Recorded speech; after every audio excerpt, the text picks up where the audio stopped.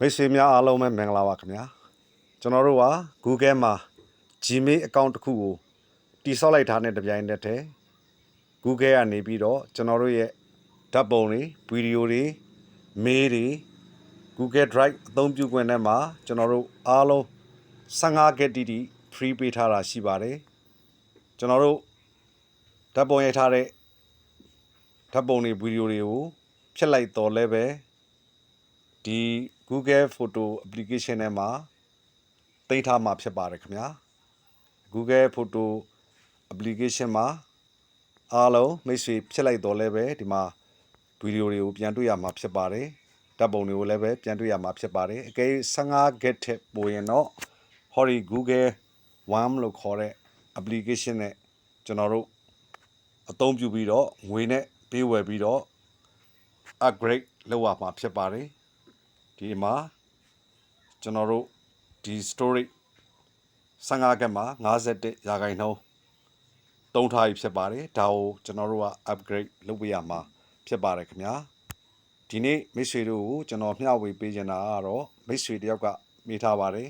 ဒီ Gmail application ထဲမှာ mail တွေကများပြီးတော့သူကဒီ storage ဖူးဆိုပြီးတော့ပြထားတာမျိုးရှိနေပါတယ်တဲ့အဲ့ဒီပြဿနာကိုဘယ်လိုဖြေရှင်းရမလဲဆိုတာမေးထားတာရှိပါတယ်ဟုတ်ကဲ့ဒီ Gmail တည်တတ်နေတော့ memory ဒီကျွန်တော်တို့ storage ကဖူးဖြစ်နေတာဟုတ်မှမထင်ပါဘူးခင်ဗျာကျွန်တော်တို့ဒီ Gmail က Google ရဲ့ free ပေးထားတဲ့15 GB မှာဘယ်လောက်သုံးထားပြီလဲကျွန်တော်တို့ Google Drive မှာရောဘယ်လောက်သုံးထားပြီလဲ Google Photo မှာဘယ်လောက်သုံးထားပြီလဲဆိုတော့ကျွန်တော်ပြန်ကြည့်တဲ့ news နဲ့လေးကိုမိတ်ဆွေကိုမျှဝေသွားမှာဖြစ်ပါတယ်ဟုတ်ကဲ့အဲ့ဒီလိုပြန်ကြည့်ဖို့ရအတွက်ကျွန်တော်တို့ရဲ့ Google account တွေကိုဝင်ရမှာဖြစ်ပါတယ် Gmail account တွေကိုဝင်ကြည့်လိုက်ပါခင်ဗျာဒါဆိုလို့ရှိရင်ကျွန်တော်တို့ဖန်တီးထားတဲ့တိစောက်ထားတဲ့ Gmail တွေအားလုံးတွေ့ရမှာဖြစ်ပါတယ်ဒီမှာ storage use 51% of 15 GB ဆိုပြီးတော့ရှိပါတယ်အဲ့ဒီနေရာမှာကျွန်တော်တို့ကဘလို့အသုံးပြုထားတယ်လဲဆိုတော့ပြန်စစ်ကြည့်မှာဖြစ်ပါတယ်ခင်ဗျာအဲ့ဒီနေရာတွေကိုတစ်ချက်လောက်ဝင်ကြည့်လိုက်ပါဟုတ်ကဲ့ခင်ဗျာဒီနေရာမှာကျွန်တော်က Google Photo က4.98 GB သုံးထားပါတယ် Gmail က2.69 GB သုံးထားပါတယ် Google Drive မှာကတော့104.32 MB သုံးထားတာဖြစ်ပါတယ်ခင်ဗျာဒီထက်မှာစုစုပေါင်း Google ကနေပြီးတော့ free ပေးထားတဲ့15 GB အနက်9.99 GB ကိုကျွန်တော်သုံးထားပြီဖြစ်ပါတယ်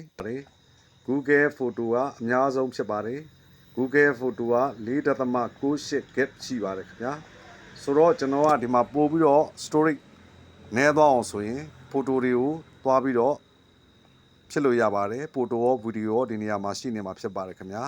ဒီ Google Photo ဆိုတဲ့နေရာကိုဝင်လိုက်ပါ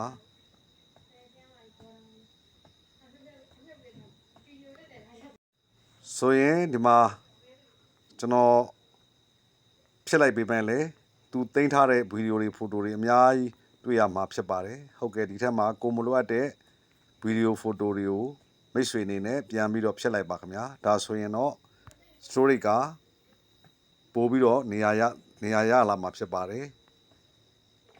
ဟောဒီပုံလေးကိုကျွန်တော်ဖြစ်လိုက်မှာဖြစ်ပါတယ်ဟုတ်ကဲ့ဒီနေရာမှာ delete ဆိုပြီးတော့သူမှိုက်ပုံလေးရှိပါတယ်အဲ့ဒါလေးကိုနှိပ်လိုက်ပါခင်ဗျာ